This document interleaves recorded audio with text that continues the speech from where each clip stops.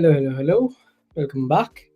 Uh, exact 1:20 on my watch, and here I am.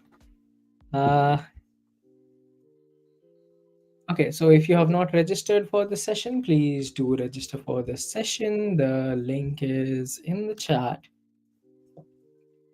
Let me share it again.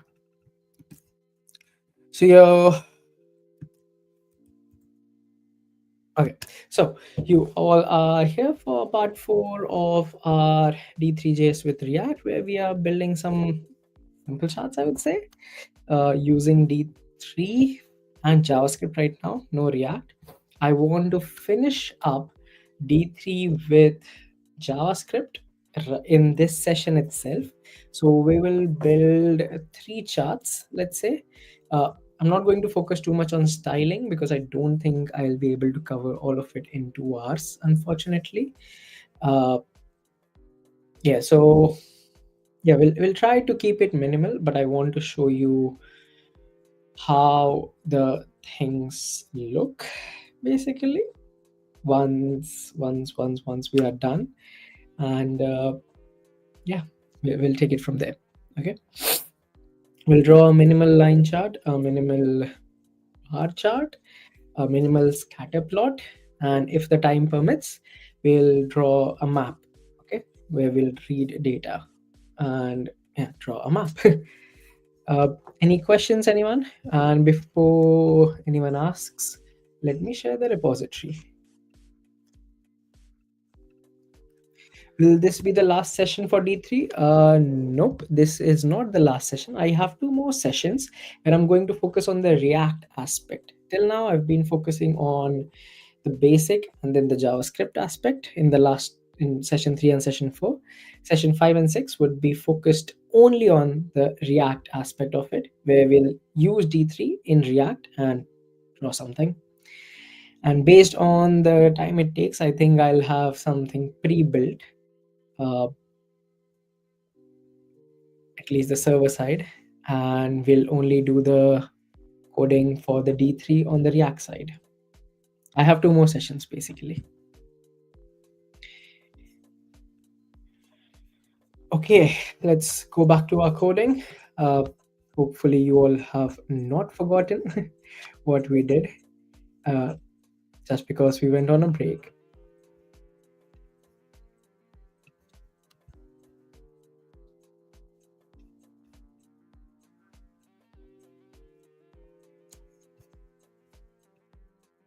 Okay, cool. So before going on break, we were on this part where we had the label on y-axis and we had set the text and the values. Next bit is const line path. That is going to be the chart group dot append a path. So we saw path yesterday, if you remember.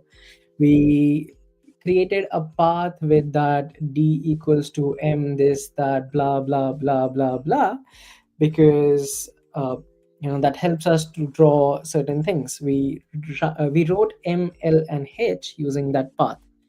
So I am going to use that for the time being. Dot class line dot style, and I'm going to say it is not fill.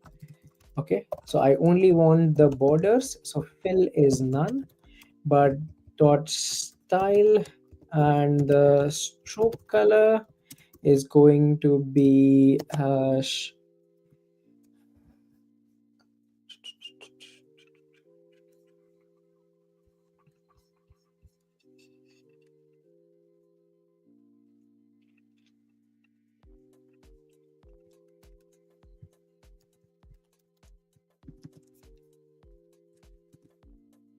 okay, going for this blue dot stroke dot style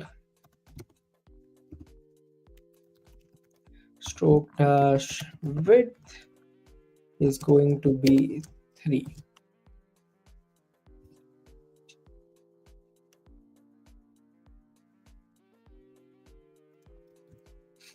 Okay, so that is my line. That is my line path. and then we need to set the scale domains. So this is going to draw a line using that path element, and that's it. And everything else will be taken care of by D3.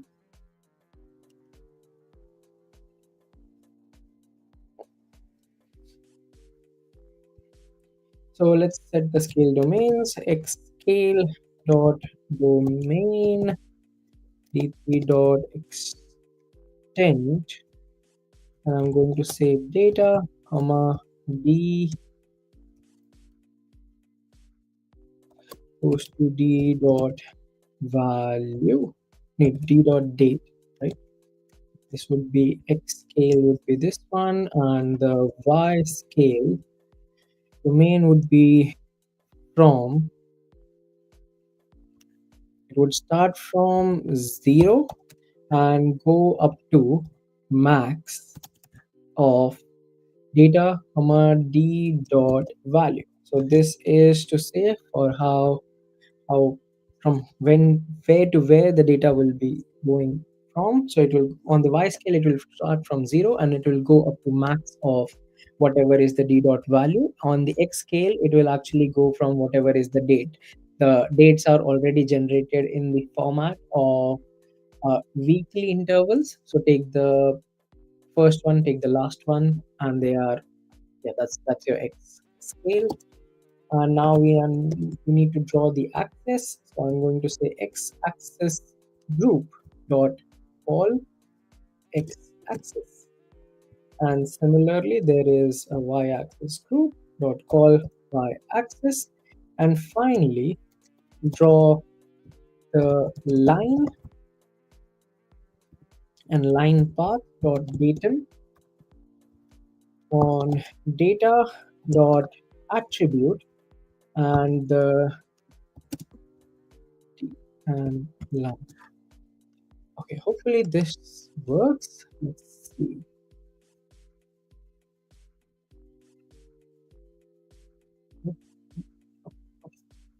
I need to start this one.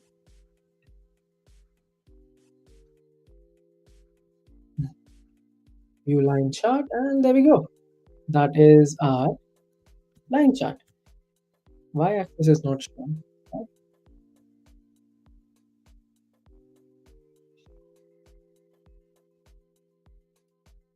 Transform. Ah, yes. Sorry, spelling mistake. So transform, and that's my y axis. Why does it still not show the text there? That's a mystery. What am I missing?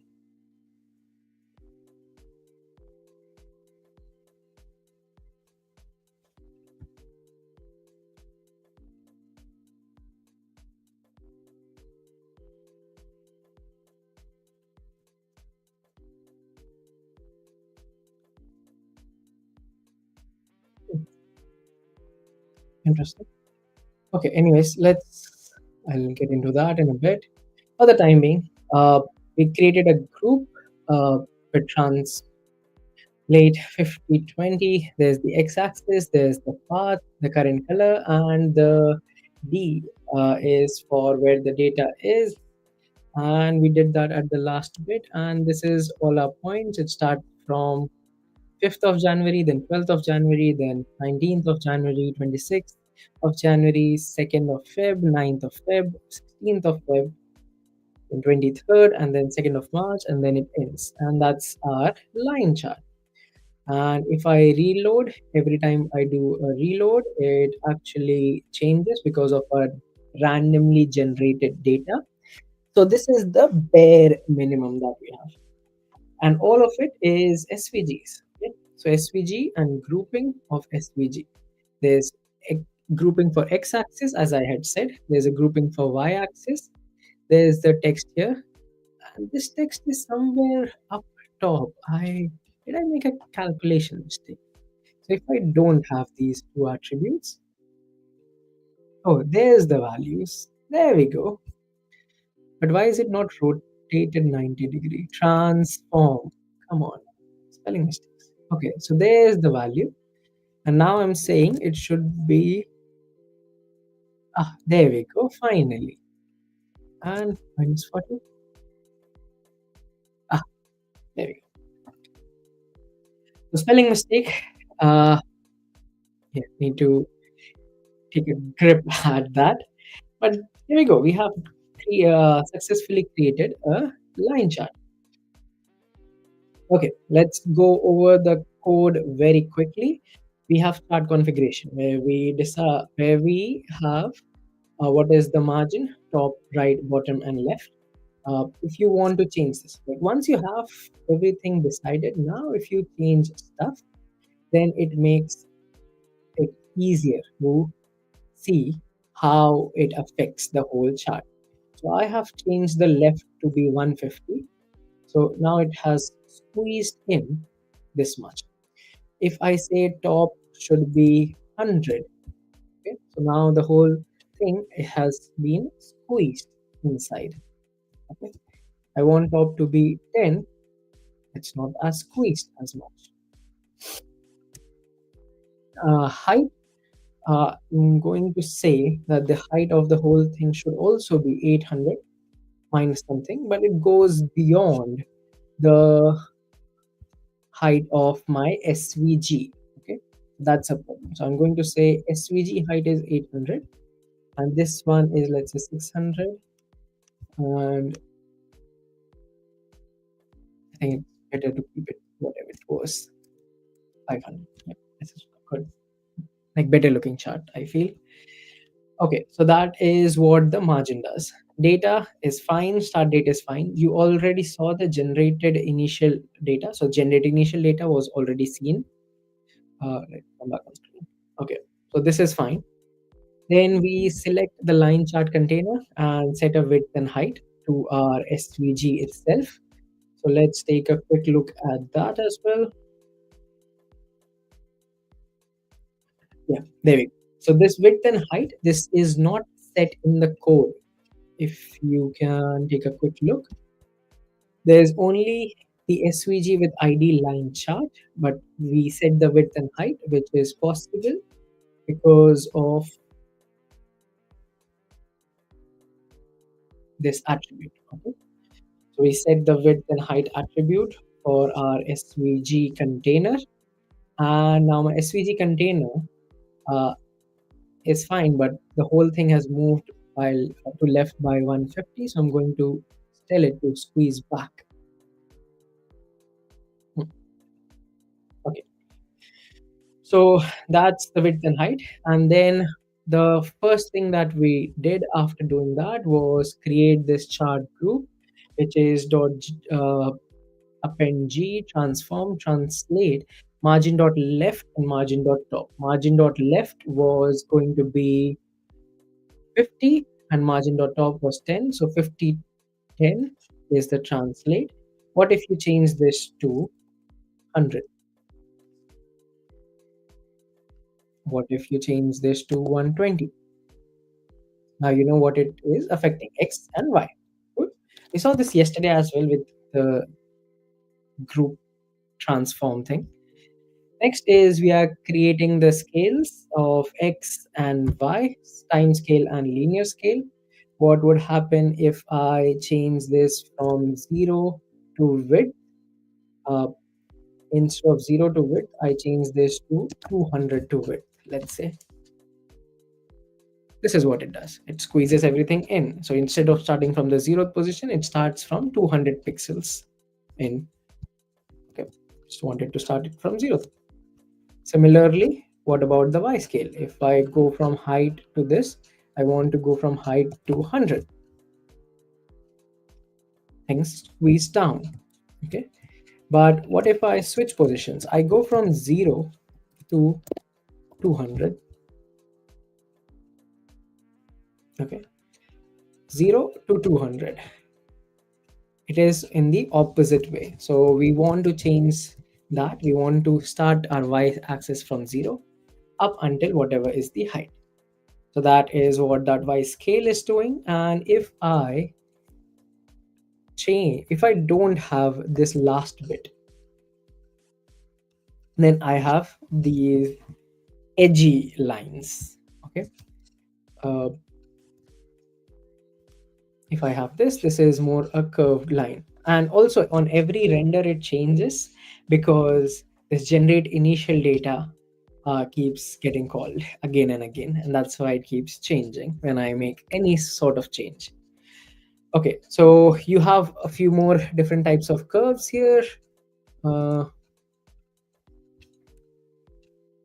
you have a curve natural.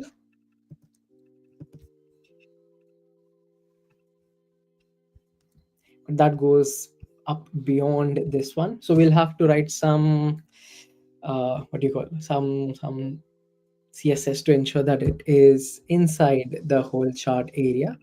What other curves do we have? We have curve linear.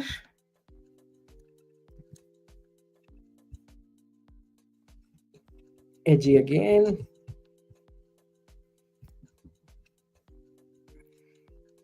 Curve step after.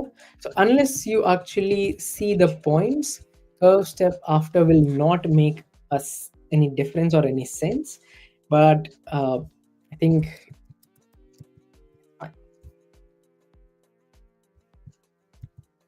yeah, spelling mistake. Okay, there we go. So that is what that part is doing, and this is mapping on the x and the y axis. So if I don't have this, what will happen? Nothing to show because it's confused. What do you want me to show? If I only don't have one axis, again confusion. And in the console you can say expected a number here. Okay, cool. So that's fine. Creating the axis itself, so this is D and M, so that means first the date and then the month. That's what's happening here. What if you switch it around? You go American style and you go like first month and then the date, and then that should switch around. So 1 and then 5, 112, 119. Okay, so that is this format, basically the time format, the tick format. The y-axis itself is dependent on y scale, which is this one. It's fine. Group, and then oh yeah, on the first group. So our groups should have a class. So this one has a class axis and x dash axis. The y one should also have a class axis and y dash axis. This comes from these class attributes that we have added, x and on the y. There's another thing, which is we have not styled it. Okay, we have not styled it. We should, maybe, but I don't want to spend too much time on that. So we'll leave it at this, but you can add some CSS for these classes and yeah, make it much more beautiful, I would say. Uh, Label on the x-axis and label on the y-axis to center them. I think text line should work as well instead of text anchor.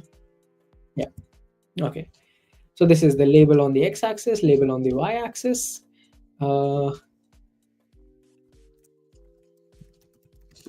X-axis is date and y-axis is values. Cool.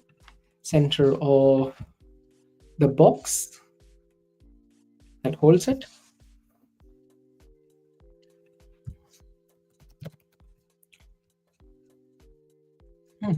Interesting.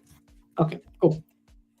Then this is the one that actually does the line. So if I go FF0000, that should technically create a red line.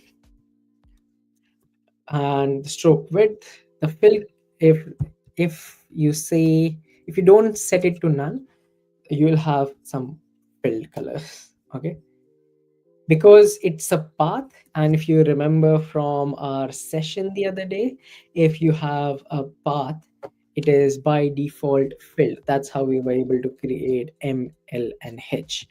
You can watch session 1 and session 2 videos, session 2 video specifically for that. But we don't want this filled color. We only are interested in the stroke here and that's why we set the fill to none. Okay. Then set the scale domains. So if you don't do this, what happens? So I don't think it will cause much issues. Oh, it does.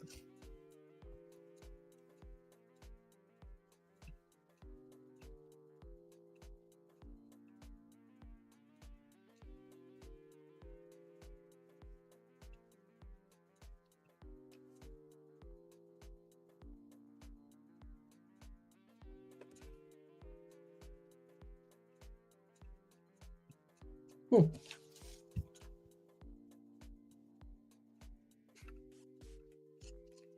This one is to draw the axis. I think on the domain there is something which is optional. Linear domain.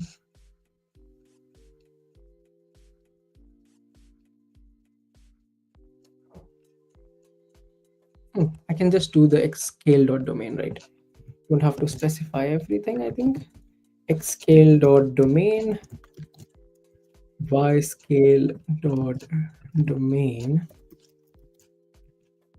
I need to specify these. I'm just checking because I did not check it the other day. Okay, apparently I do. I do need the extent. What if I don't set this?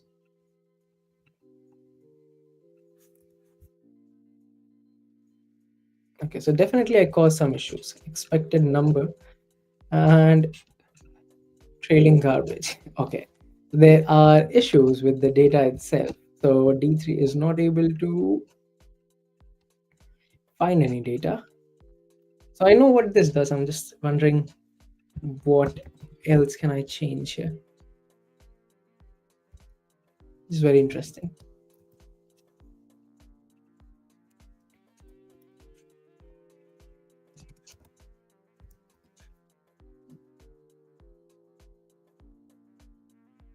Okay, so 0 to this and my data goes down. Okay, cool. And drawing the axis. This is actually draw the axis, and that's it. I think. What else? If you don't have that, you don't have the axis. Right? If you want to draw the axis, you need to call that. And this, if you don't have this, you don't have the line itself. You have the SVG box, you have the first G, you have the x-axis, you have the y-axis, but you don't have the data path, which is this actual line where it draws this data line. And thanks to D3, we don't have to write it. Even though we know how to, we don't have to. Okay, D3 takes care of it for us, of how this SVG should be created. It connects the points and it draws a free-flowing line. So that's our very basic, very minimal dynamic line chart. I say dynamic, but it is not dynamic. I also have not added the functionalities of, let's say, adding a data point, removing a data point, or updating a random point. Let's first try and create a few more charts, and then we can come back to this.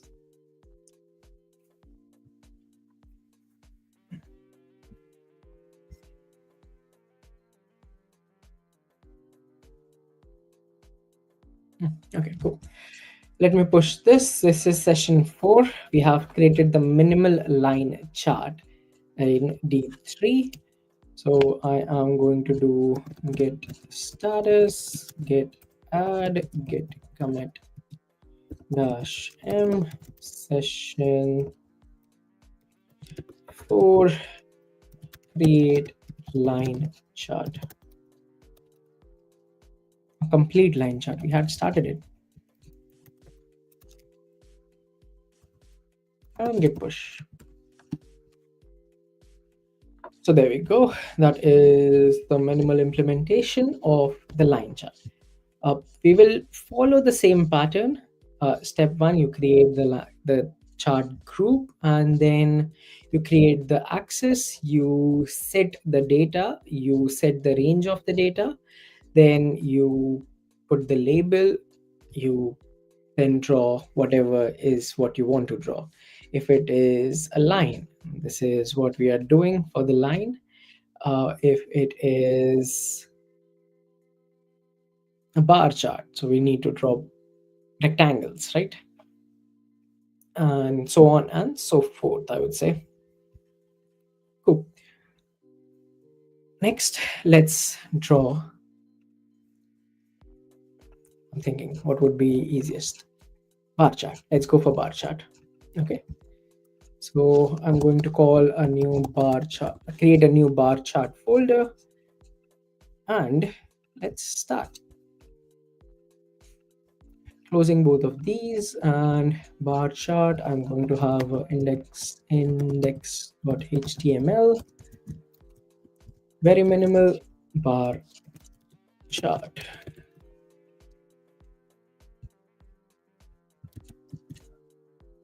I think this is a lie. I'll probably fix it at some point.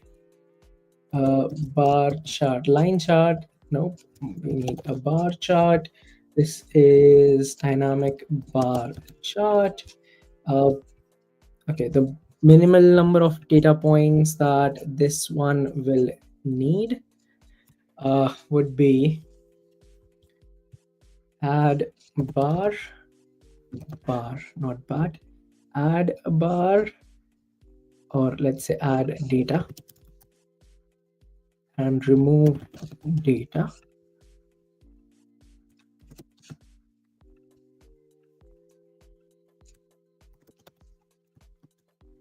Okay, and we can have this one wrapped in class controls, which we can figure out later. Chart container, yep, this is fine. And instead of line chart, this would be a bar chart.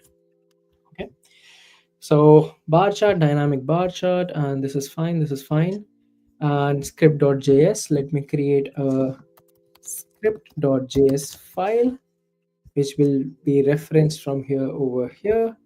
And I need to update our index.html to basically say bar chart slash index.html, and this would be view bar chart.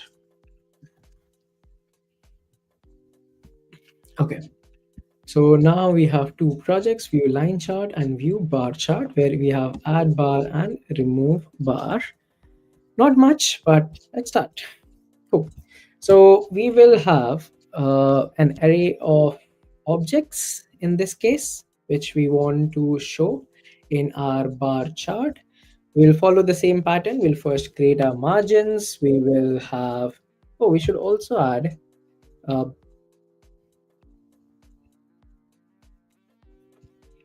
let me add it. Add a bar, remove a bar, sort the data. So sort data. What else?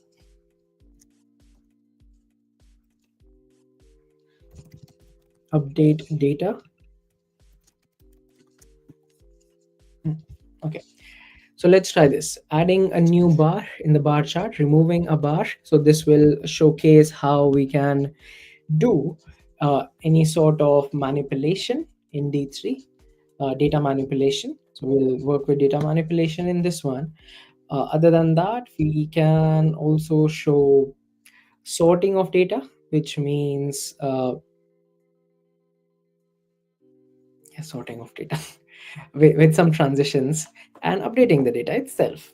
Okay, so yeah, very minimal and not going to style it a lot, so it may look a bit janky, but we'll try to have some sort of styling there. Okay, cool. Let's start writing code for this.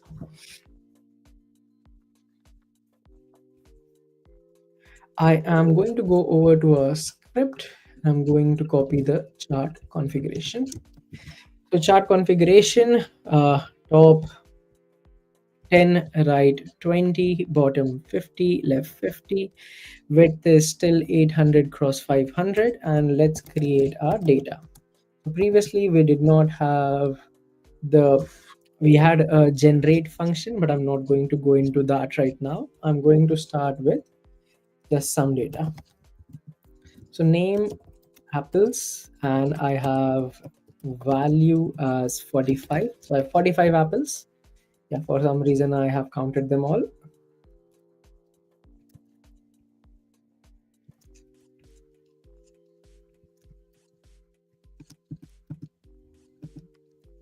Okay, let's have start with 5 fruits. So apple, bananas, BANANAS,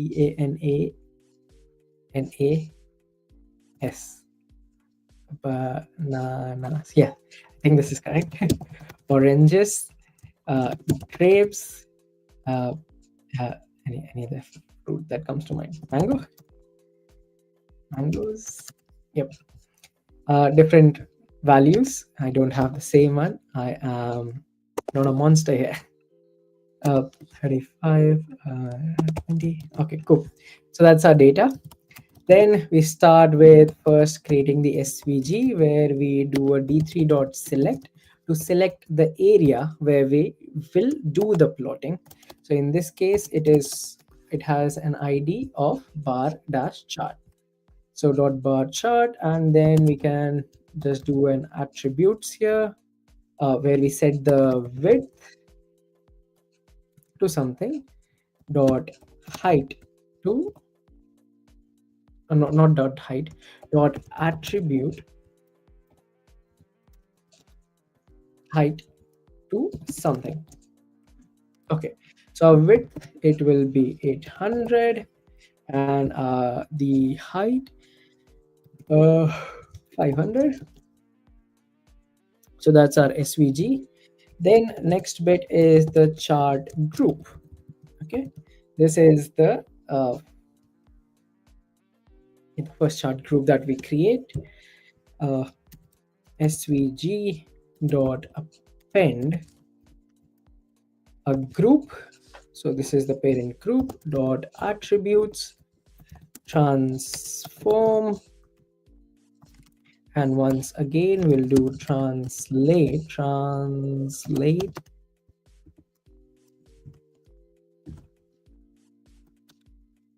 margin dot left, comma,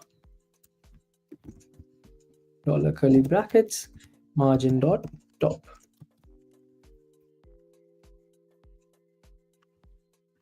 Okay, so that's our chart group created. Do we see anything? No, but we should have a selection on the SVG with the proper width and height set and the group transform set, but nothing else. That's fine. We can take it step by step. Next is X scale, where we do a D3 dot scale band dot range from 0 to width,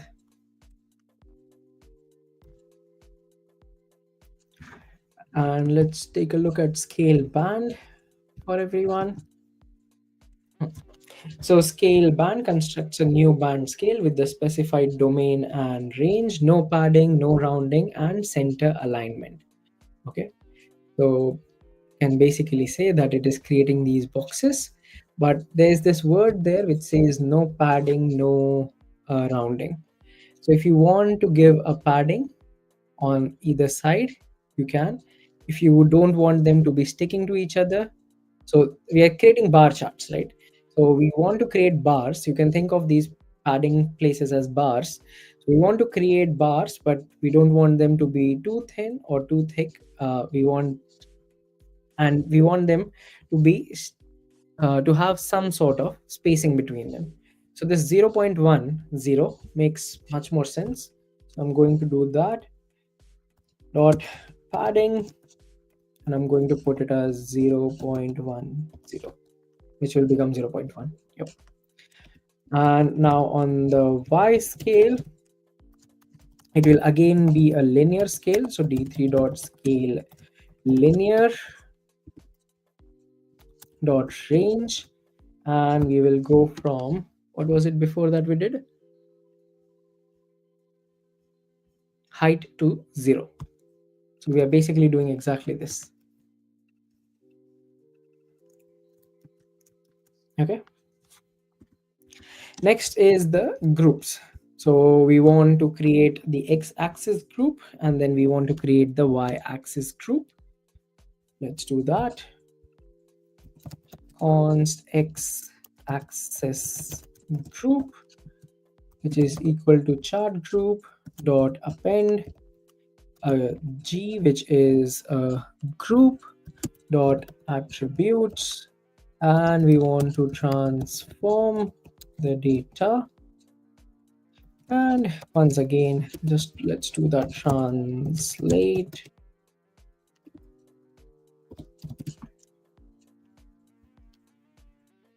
Oh, this won't be in dollar. Sorry, that is my bad. So translate 0 comma dollar height, and then const to y axis group chart group dot append g. So x-axis has a separate group, y-axis has a separate group. X-axis has a transform of translate 0 up until height. What is my height? My height is 500 minus the top and the bottom. So that is where all the x-axis, all the data of the x-axis uh, will be shown. Yeah. Now let's, what else can we do? Let us create a function, okay, to update the chart. Yes, that would be the ideal.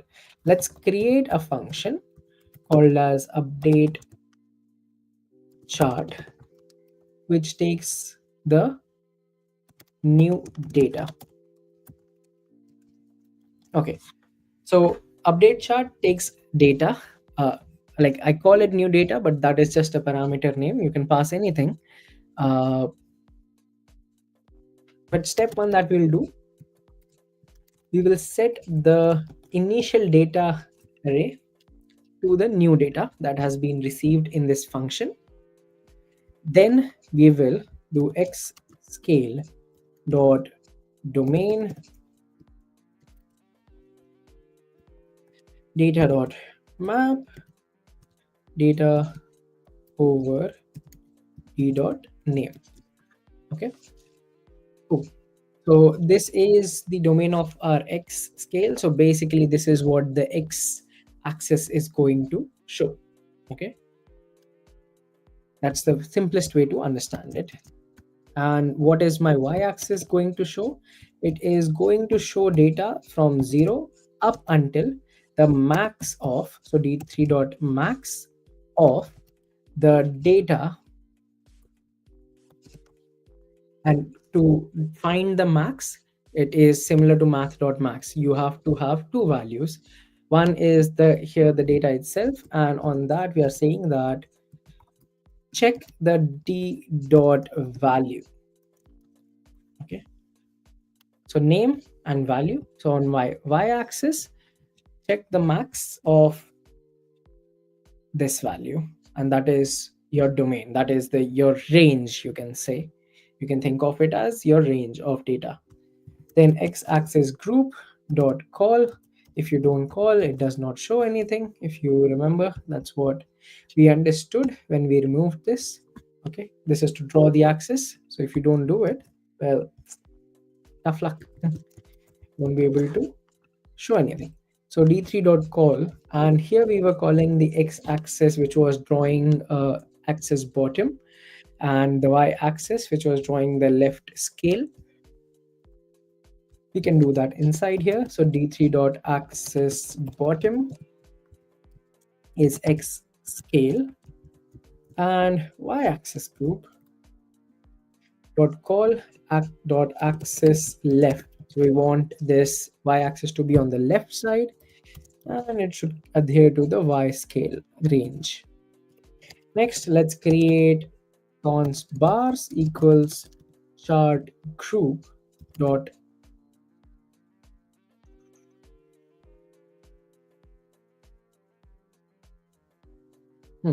okay, we'll create a class called as bar. So I'm going to say chart group dot select all dot bar, and dot data is our the join part that we had learned a bit ago. Dot data dot name. Okay. Also, let me just quickly initial render. We want to call the update chart with the data. Okay. So now you see what it has done. So that is the first group that we have created. Inside that we have two groups. There's the x-axis and there's the y-axis group. We have not added any class names, so maybe that's why it's not exactly clear. But if you want, you can.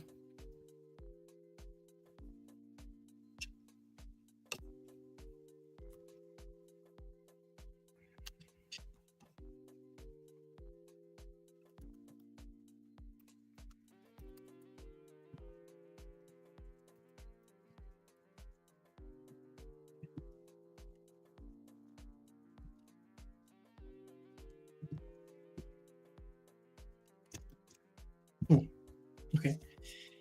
So y-axis is added as a class here. X-axis is added as a class here. And yeah, that's it.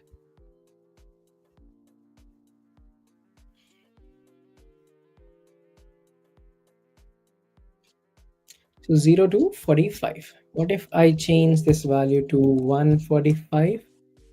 So then it divides it and it goes up until 145. 0 to 45. This is fine. I don't have 145 apples.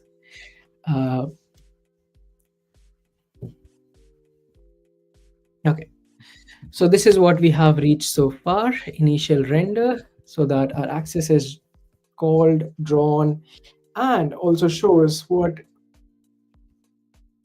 it should, right? Apples, banana, oranges, grapes, and mangoes. There we go. That's on our x-axis. Now, bars dot enter. This we had seen a bit ago. Dot append. We want to create a rectangle now.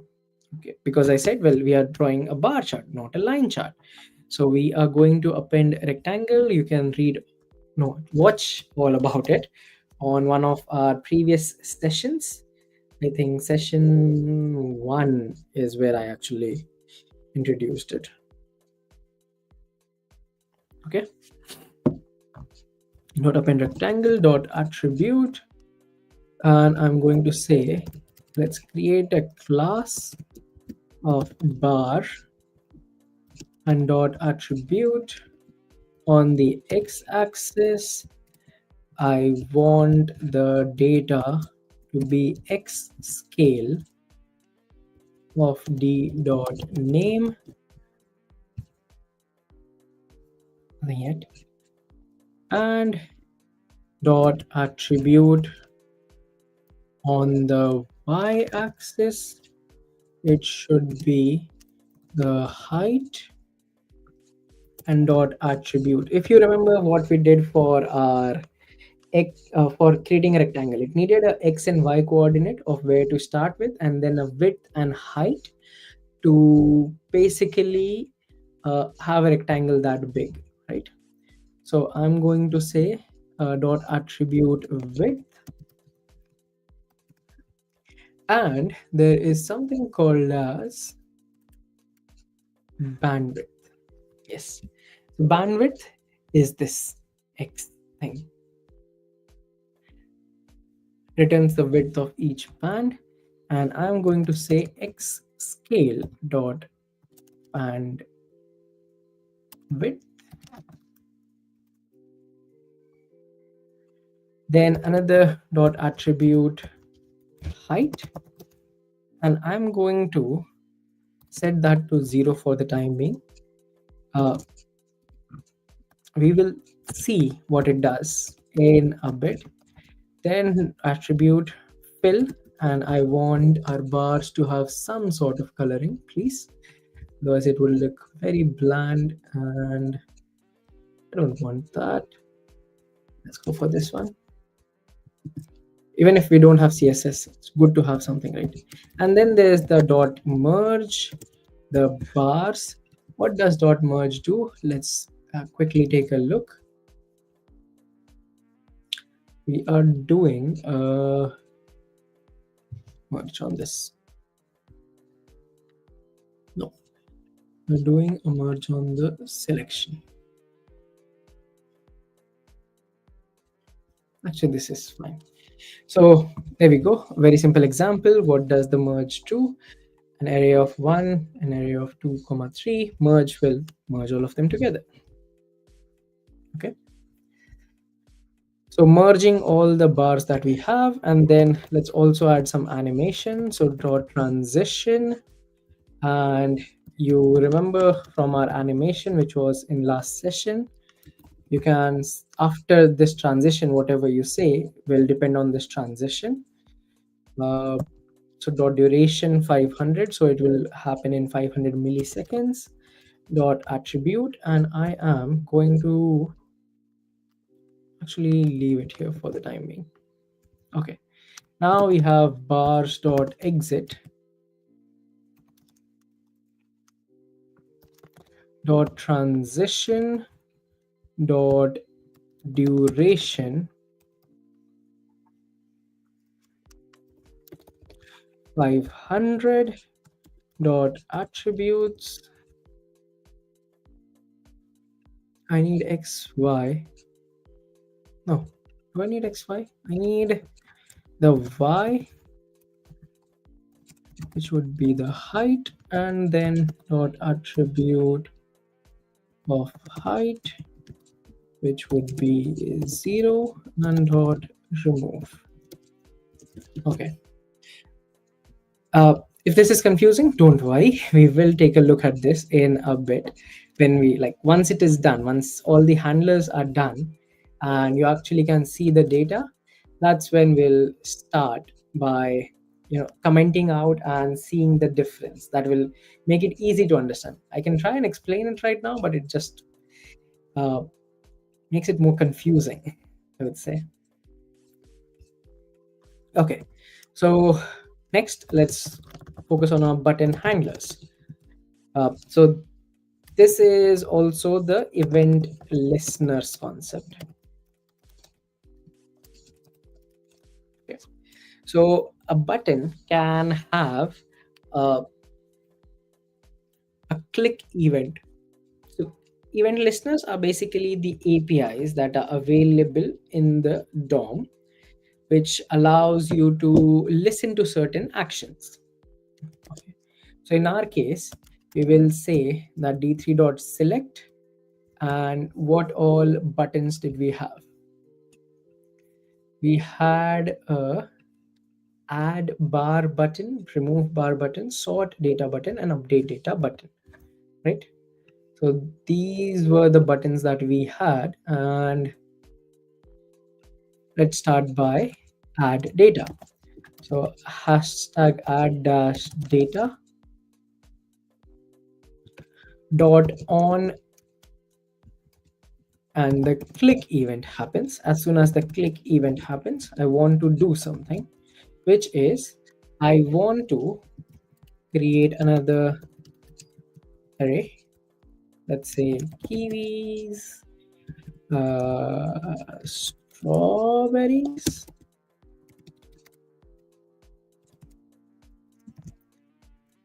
blueberries, cherries, plums.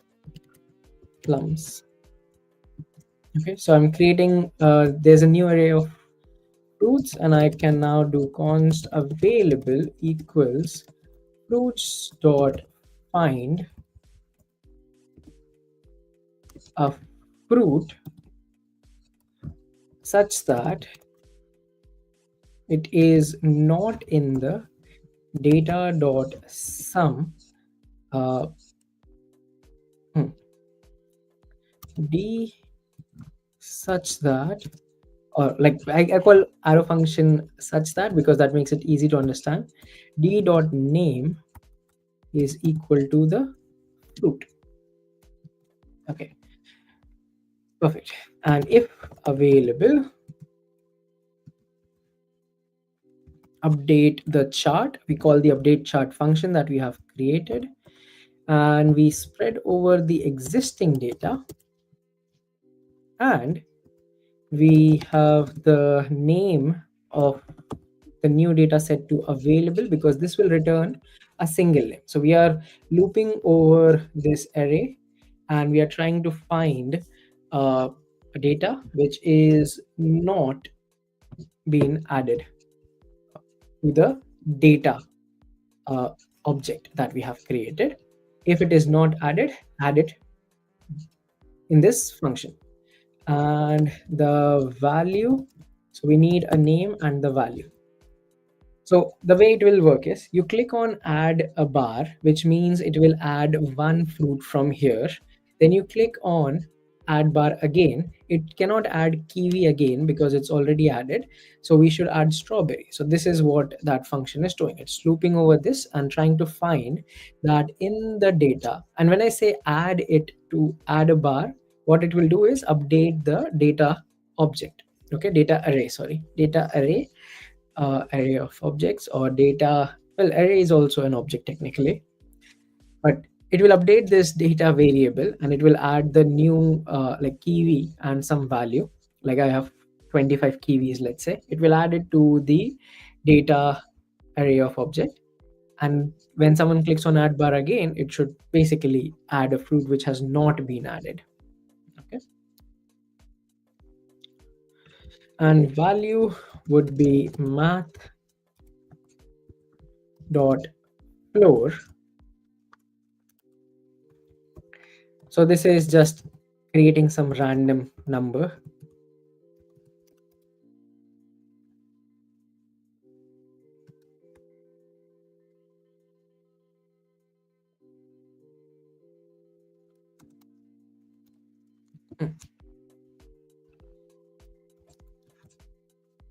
Let's see how much. If available, then this, else window dot alert, no more fruits available to add. Okay. Cool. So this is my adding a data, adding a bar. Then let's also do D3 dot select.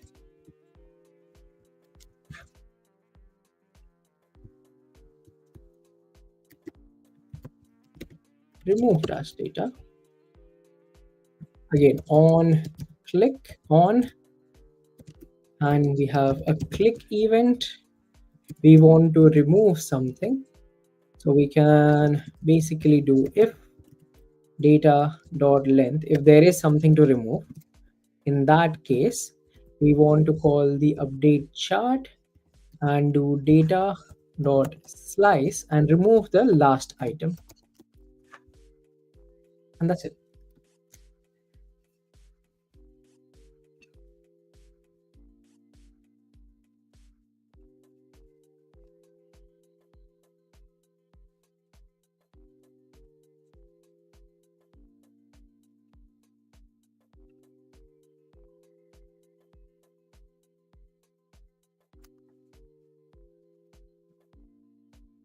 Hmm.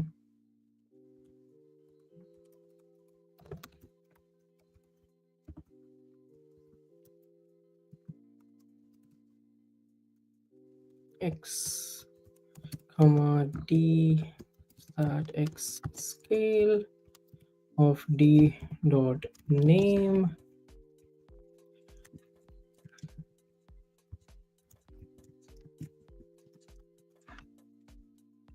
and on the Y we have Y scale which is mapping on D dot value.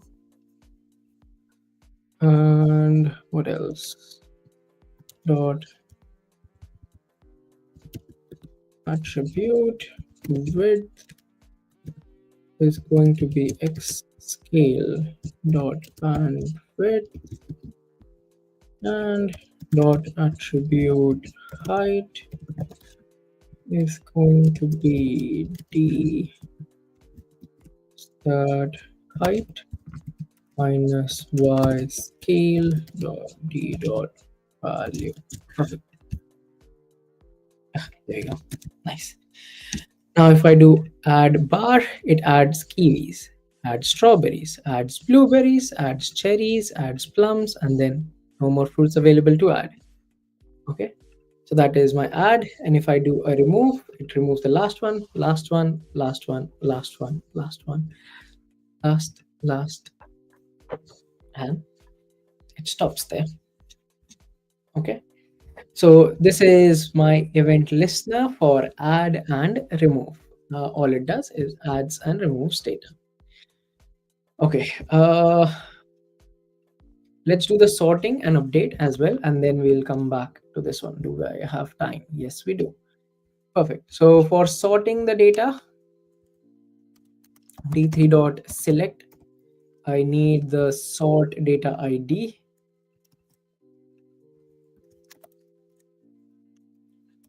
and dot on and a click event. How do we sort data? Well, thankfully, we have a sort function inside this in arrays. So I'm going to say const sorted equals, you first need to spread over the data and then sort them. The only thing is that sorting normally happens based on the name, not the like based on the lexical sorting. So if you have in JavaScript, if you have, let's say, an array of numbers 1, 2, 5, 10, 11, 45, 67, and you do a dot sort on it. Okay, it goes 1, 10, 11, 2, 45, 5, 67. Why is that? Because 1 and 1 and then 1, and then there are no more ones, then it goes to 2, then 4, then 5, then 6.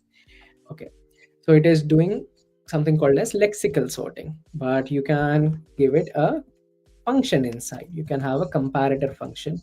So I'm going to say that what if you take two values and then compare if b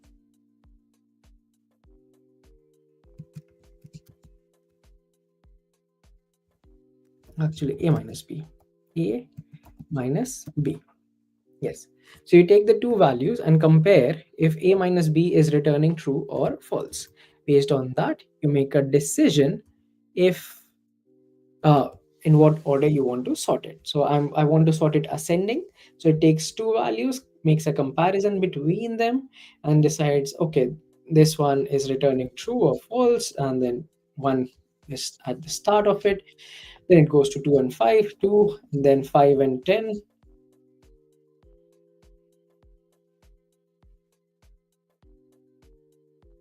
Oh, I already had it sorted. Wow, lol, sorry. uh, 67, 45, 33. Yes, there you go. So then it goes 1 to 5, 10, 11, 33, 45, and 67. So if you don't have this comparator function, then it goes for a lexical sorting.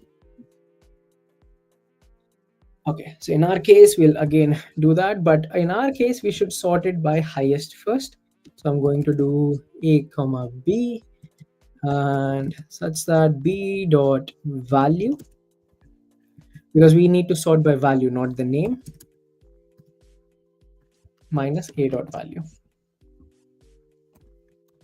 And then we'll call the update chart function and provided the sorted array.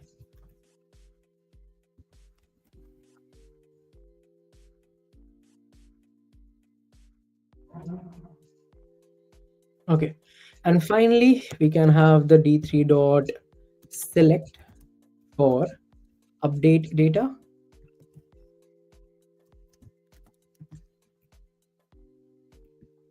which on, and then there is a click event that happens, and in this case we will do if not if. We don't need any if. We just need to call update chart. And in the update chart, we can say data dot map, which means loop over the data. For each data point, I want you to step one, spread over the data point, which means you get a single object and update the value of each data point to be some whole number, and that should be math dot random into 50 that's 10, let's say, and that's it. So now if I close this, I add a bar, I sort data. Okay, so this is now sorted, and I add a bar, I sort data again. There we go, it's sorted. Update data, the order has not changed, blueberries, apples in this, and then I sort it based on the height. You can see the difference. Okay, so that is our sorting done as well. Update data is done as well. If you remove, the last one gets removed. Sort data, remove, update data, sort, remove, update data, sort data, and that's go. And you can see the smooth transition that happens. Okay, again, there's so much CSS missing, but that's fine. Your update still works basically. Now let's take a look at what every element means. We don't have to take a look at the SVG. I think we have focused on it long enough. Uh, and as you can see, it creates a rectangle at this time. Okay, X, Y, width, height, and a fill color. So our code is all about creating these rectangle bars. Okay, with x value, a y value, which is the position of where it should be, the width and the height to tell how big or small they should be. That's all that our code does technically.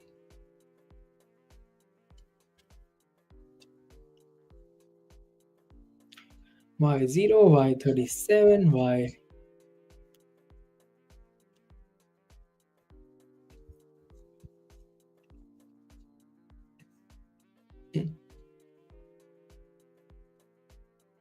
So the first one, of course, starts at Y0, then 146, then 195, then 97Y.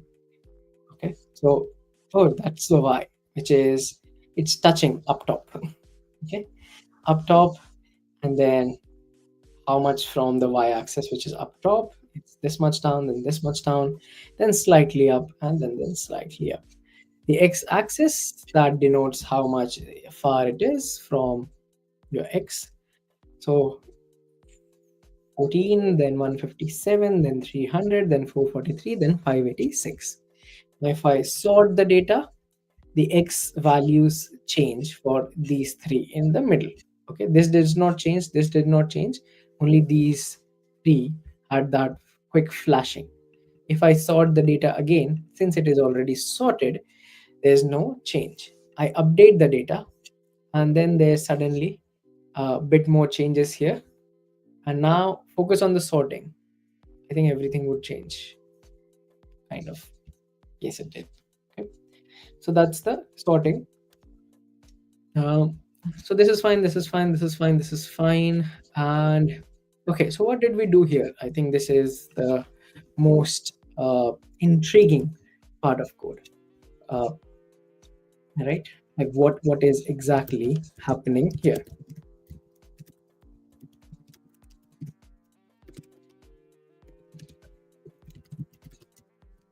Okay, let's go over. So bars dot enter, we saw the enter function where it was taking in an array, and uh, it was deciding based on that length of the array something. So our enter, it is going to oh, and also it was creating that div element, if you remember.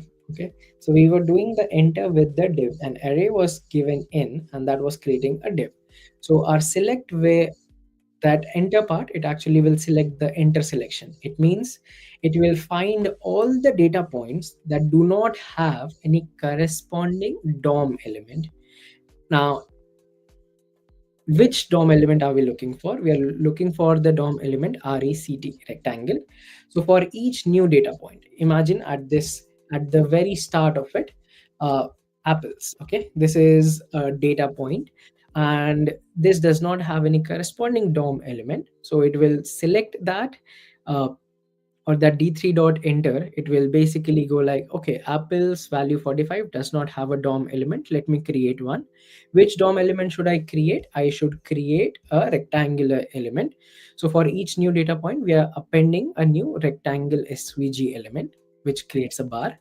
Then we are assigning the class bar for styling, which we actually use up here. Okay. Uh, Yep. Then next is the attribute X, where we set D is X scale D dot name. So we are basically setting the X position based on the category name using the X scale, and Y we are setting the height initially to place the bar at the bottom of the chart. Okay, at the bottom of the chart for animation specifically. So if I don't have these two,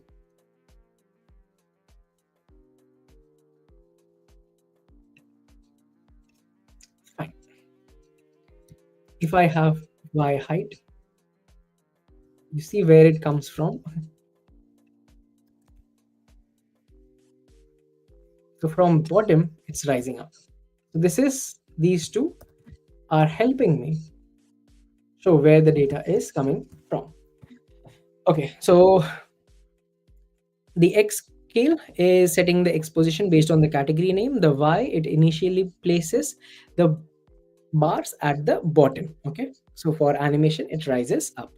The width, it sets the width of the bar to the bandwidth of the X scale. The bandwidth of the X scale would be, uh, in this case, let's say, starts from 14, ends at something, whatever.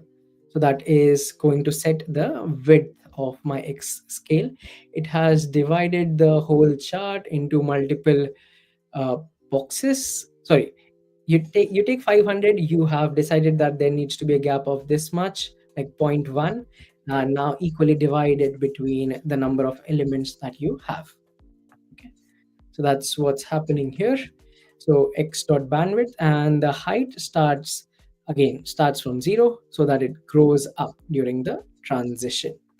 Then we are filling it with some color, and then we are merging the bar, which means it merges the enter selection with the update selection.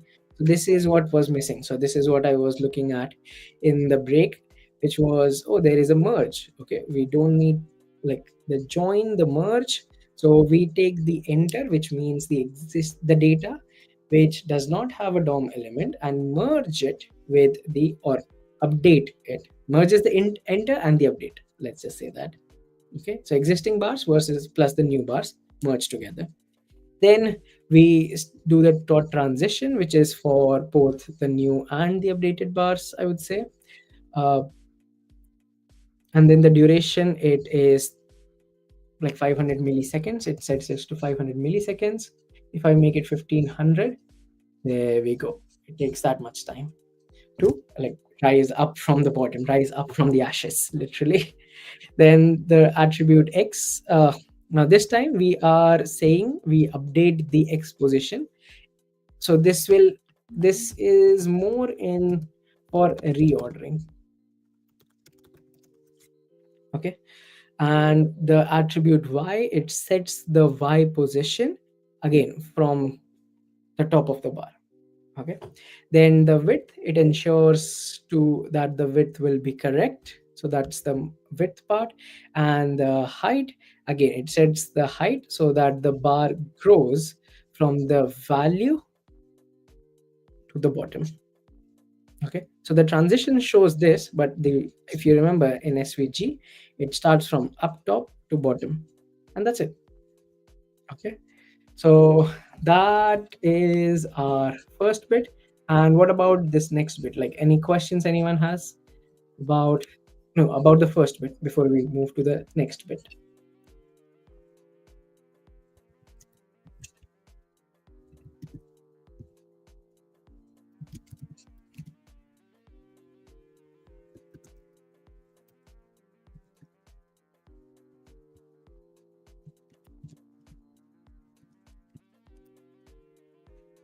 Okay, I'm going to take the silence as golden, and I'm going to assume uh,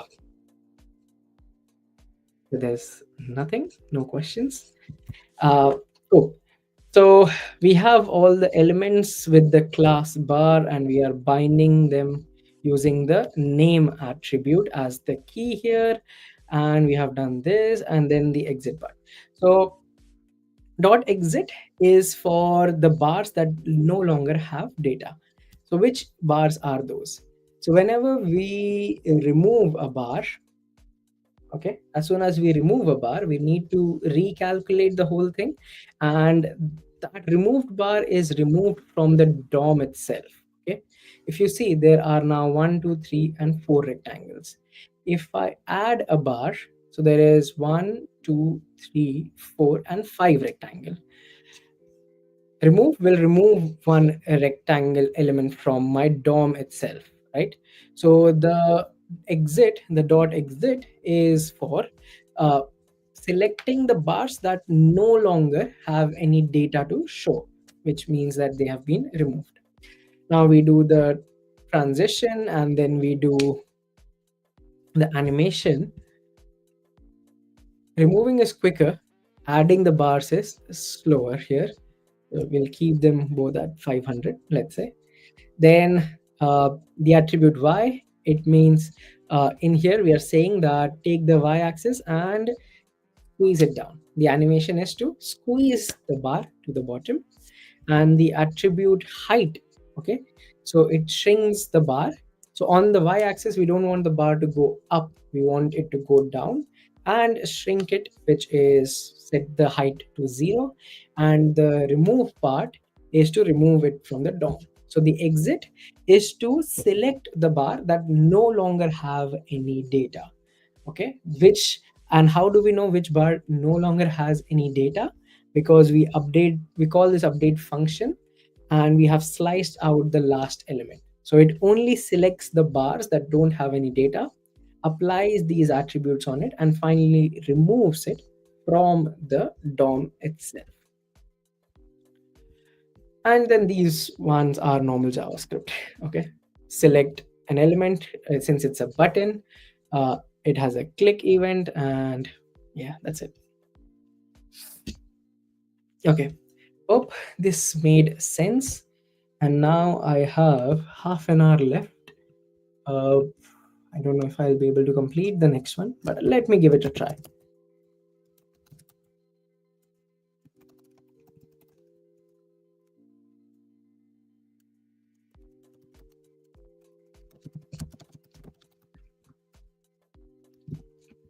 Okay, so hopefully that made sense a bit with respect to the bar chart. And now I have pushed the code as well, so you can find it right here.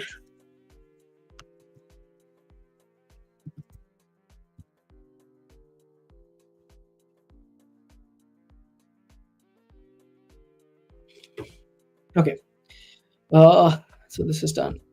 Finally, the next and the last project for this session is going to be it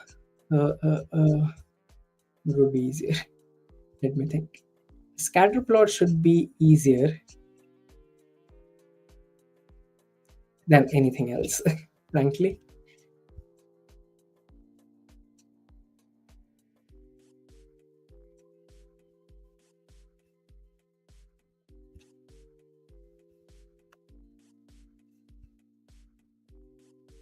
Okay, cool. Let's do the scatter plot, because I want to show the zoom functionality and the pan functionality. I'm going to do a scatter plot. Index.html, script.js. I'm going to copy index.html from this one over to this one, and I don't need these. I need uh, uh,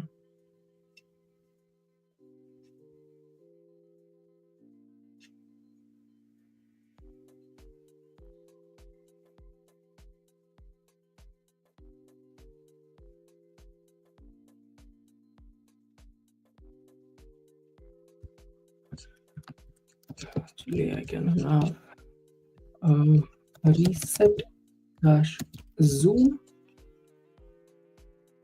to reset the zoom functionality. That's it.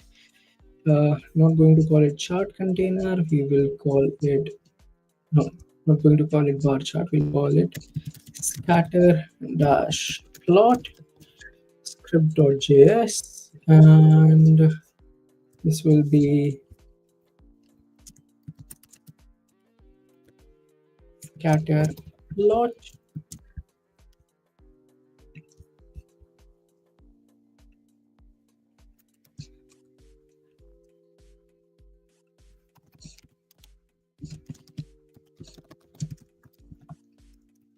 Okay, cool. So that's my scatter plot configuration done, I would say. And now let's move to the script.js, and I'm going to copy chart configuration very quickly. And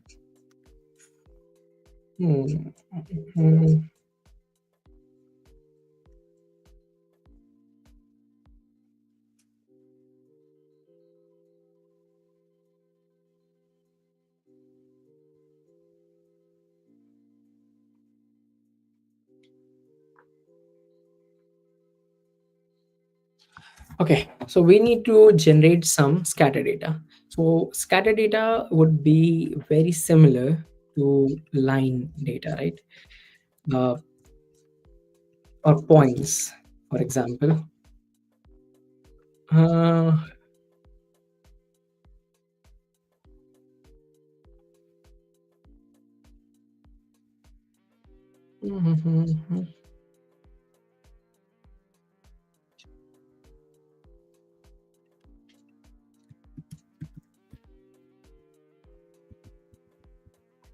okay, I'm thinking for a bit. Let me think. What kind of data should I generate? We need some sort of data for sure, but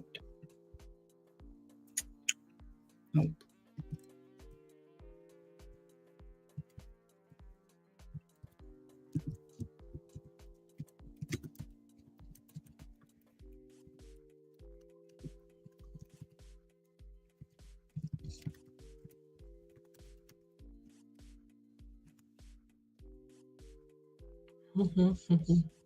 okay, so we can have a function to generate scatter data. Okay, let's start from there, and we can worry about it later. Uh, generate scatter data, and we will say generate 100 points. So count equals to 100. Okay, const data equals const data equals an empty array. Uh, okay, cool. So what do we want to do? We want to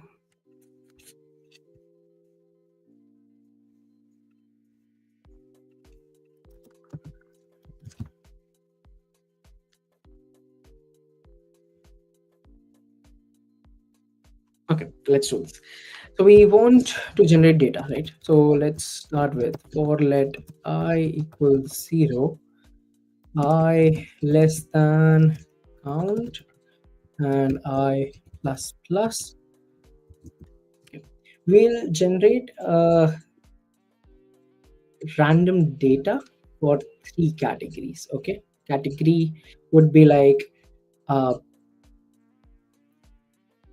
okay, you can think of category as if the data is, let's say, going upward, or is it going downward, or if it is random. Okay, so once we have that data, we have three categories of data. All the data points that are going upwards will have one color. All the data that have negative correlation or kind of going downwards, you can say, have one color. And all the data which would be very random will have some color. Okay, so the reason why I'm doing this is so that we have data points of three different colors, let's say. And yeah, based on that we can kind of, a scatter plot is like that. Okay, you have data points which have correlations. You have data points like you have data points which have correlations to each other, either positive or negative. And then you have data points which are completely random, which is also known as noise. Okay, so yeah, I think a scatter plot would be ideal with positive correlation, negative correlation, and noise. So let's do that. Okay, so cons category.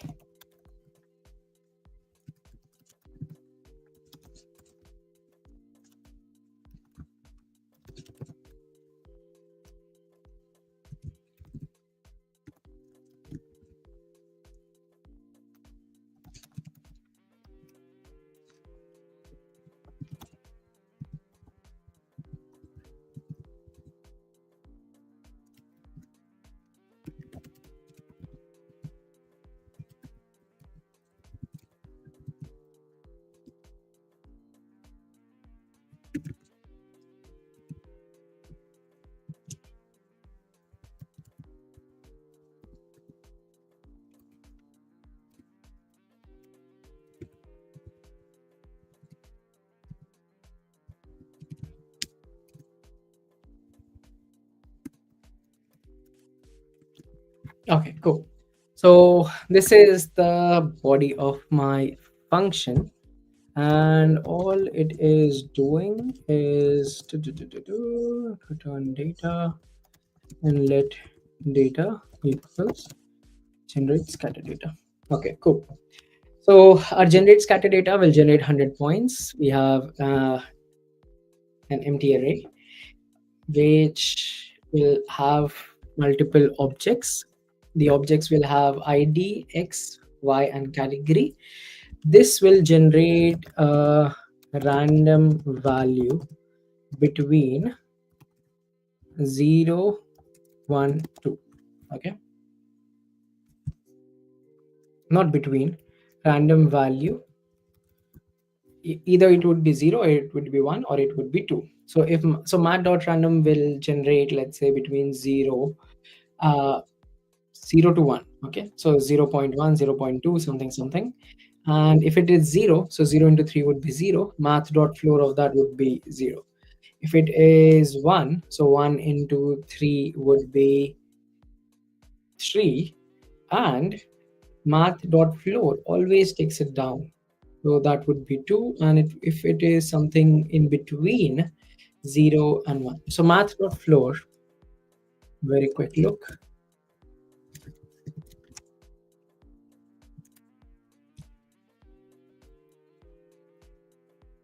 of 3. Okay, that would become,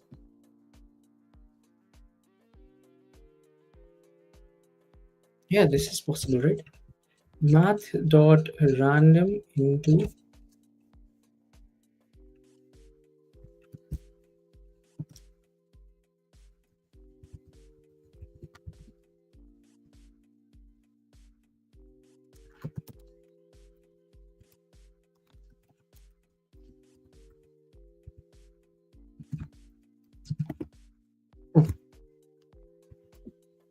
yeah, the values would always be between these.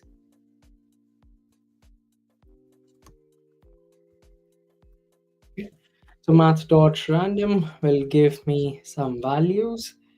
Uh, which would be between 0 and 1, and then multiplied them by 3, and then math dot floor of that value would actually be uh, between 0, 1, and 2. Then doing let x, y, and if this returns a 0, then we want to create some sort of positive correlation between the data. If it returns 1, then we want to create some sort of negative correlation. And the correlation is nothing but, on let's say on the y-axis, if it is going upwards on the y or downwards on the y. Okay, that's simply how you can imagine it. Okay, if it is going upwards on y or if it is going downwards on y. Else, we'll have some very random values generated. Uh, so that is the body of my function here. Now I can say x is going to be math dot random, which will be between 0 and 1 into, let's say, 60 plus 20. Okay, some random x values, and I'm going to have the same x values everywhere.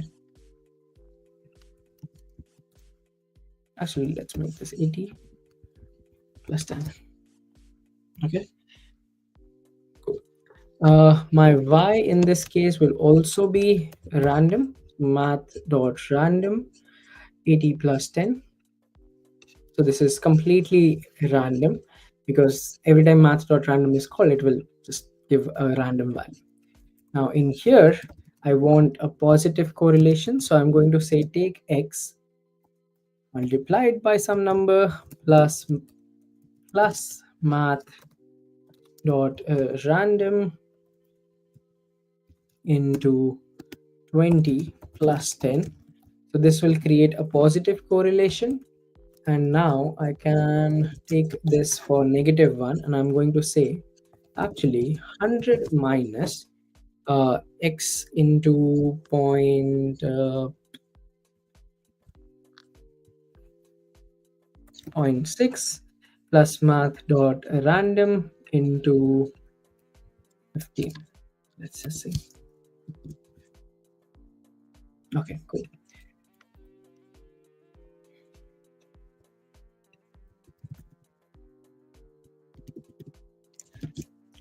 Now let's quickly check it out in the console so that it makes much more sense. Oops. Every time I reload, there we go. This is my x and y value. Category 2, uh, based on category 2 would be my 0, 1, and 2. That is random scatter. 1 would be all the negative correlations, and all the zeros would be positive correlations. And it generates ID 0 to 99, which is 100 data points. And yeah, everyone has a randomly assigned category. Either they are correlated or related to each other uh, in a positive manner. So here there is kind of an increase, here there is kind of a decrease, and this is all random. Okay, that's it. Next, let's, okay, I literally have 10 minutes. I don't think I'll be able to finish it. Let me try and copy over from bar chart.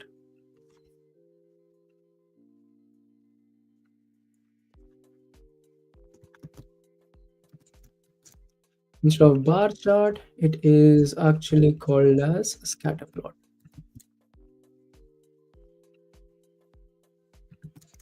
Okay, dot scatter plot, and I have a width set, I have the height set. Then I'm going to create the chart group. svg.append g transform translate. This is done. Then my x scale and y scale.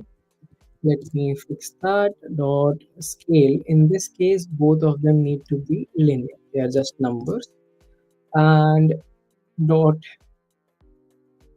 range 0 to width and dot range 0 to height But on the same one, I can also do a dot domain here, and we can just do a dot domain on this as well. And I can say that the D3 dot, the extent of this will actually be from data up until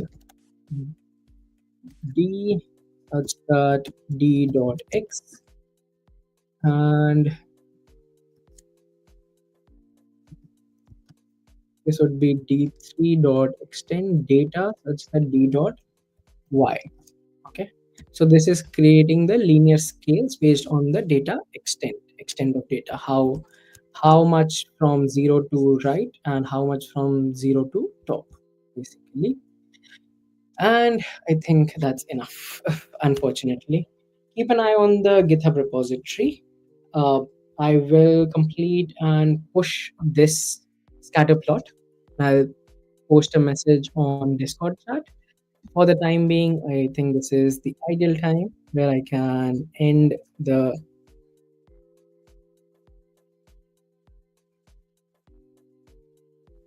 Okay, sorry. I was looking at if there's any questions. Okay, so for the time being, I think this is the ideal time to end. I am going to push this scatter plot on GitHub, so keep an eye.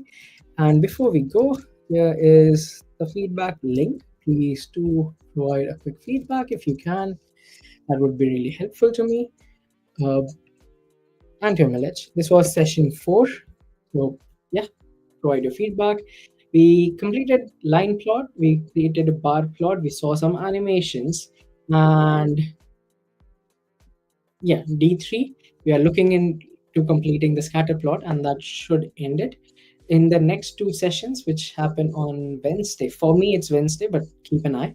Session 5 and 6 will create a stock market data chart. Okay, so you'll have a ticking data which will tick, and yeah, and that would be in React. Okay, so that is the preparation that I have for sessions 5 and 6. Okay, so we'll take a look at that and we'll see how we can do it in React, and that's it. Thank you so much, everyone. And after this session, you have a real nice session with making better decisions with uncertain data. Okay, taken by Quinn. So definitely join. I will give you like 7-ish minutes before Quinn starts the session. So cheers, everyone. Thank you so much and appreciate the comment. Cheers. Bye bye. Oh, any questions, anyone? Sorry. Just keep an eye on the GitHub repository. If you don't have it, let me share it again.